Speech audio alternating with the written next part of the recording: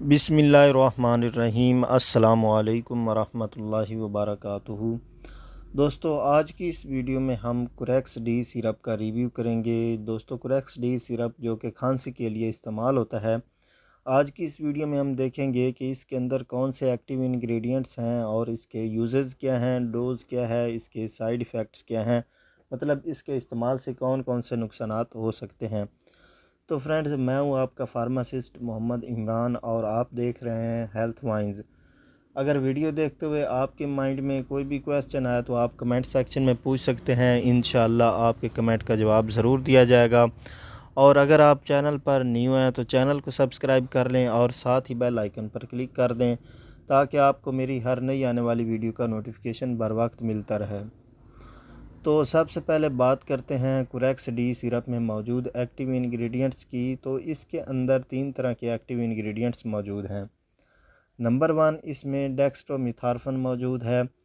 डेक्स्ट्रोमिथार्फन एक antitussive medicine है, यानी कि ये खांसी को कंट्रोल करती है और हमारे दिमाग में जहाँ पर खांसी की स्टिमुलेशन होती है उस जगह पर एक्शन करके ये खांसी को कंट्रोल करती है।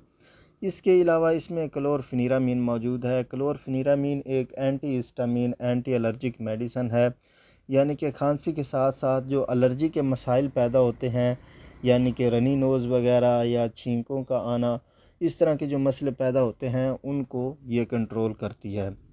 इसके अलावा इसमें एफिड्रिन मौजूद है।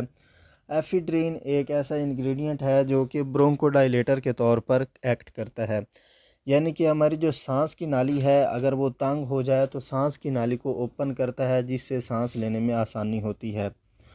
तो ये 3 तरह के इसके अंदर इंग्रेडिएंट्स मौजूद हैं। अब बात करते हैं इसकी डोज़ की। तो डोज़ जो है ये एज के हिसाब से होती है। अडल्ट डोज़ की बात की जाए तो इसके 1 से 2 चम्मच दिन में 3 मरतबा लिए जा सकते हैं। बच्चों में इसकी डोज़ की बात की जाए तो 6 से 12 साल तक के जो बच्चे हैं उनमें इसकी आधी से 1 चम्मच दिन में 3 मरतबा इस्तेमाल करवाई जाती है। और 6 से लेकर 2 साल तक की उम्र के जो बच्चे हैं उनकी एज को और कंडीशन को देखते हुए डॉक्टर इसकी डोज़ को प्रेस्क्राइब करते हैं। और 2 साल से कम उम्र के जो बच्चे हैं उनमें इसको प्रेस्क्राइब नहीं किया जाता। बात करते हैं इसके साइड इफ़ेक्ट्स की, मतलब इसके इस्तेमाल से कौन कौन से नुकसानात हो सकते हैं। तो इसके जो मोस्ट कॉमन साइड इफ़ेक्ट्स देखे गए हैं वो है ड्रॉजीनेस, यानी कि नींद बहुत ज़्यादा आती है, सुस्ती बहुत ज़्यादा आती है। और यही वजह है कि अगर आप इसे इस्तेमाल करते हैं तो आपको कोई मशीनरी वगैरह ऑपरेट नहीं करनी चाहिए या ड्राइविंग वगैरह नहीं करनी चाहिए। इसके अलावा कुछ नफ्सियाती मसाइल पैदा हो जाते हैं, पेशेंट कन्फ्यूजन का शिकार हो जाता है, नर्वसनेस का शिकार हो जाता है।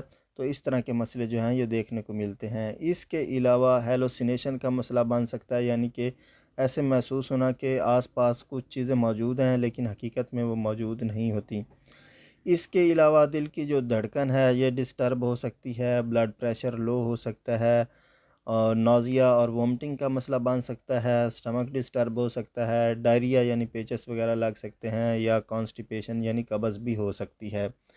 तो ये इसके मोस्ट कॉमन साइड इफ़ेक्ट्स देखे गए हैं। तो फ्रेंड्स, उम्मीद है आपको वीडियो अच्छी लगी होगी। वीडियो अच्छी लगी हो तो इसे लाइक और शेयर ज़रूर कर दें।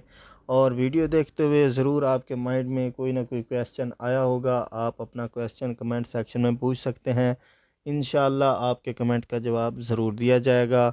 अगली वीडियो आने तक अल्लाह हाफ़िज़।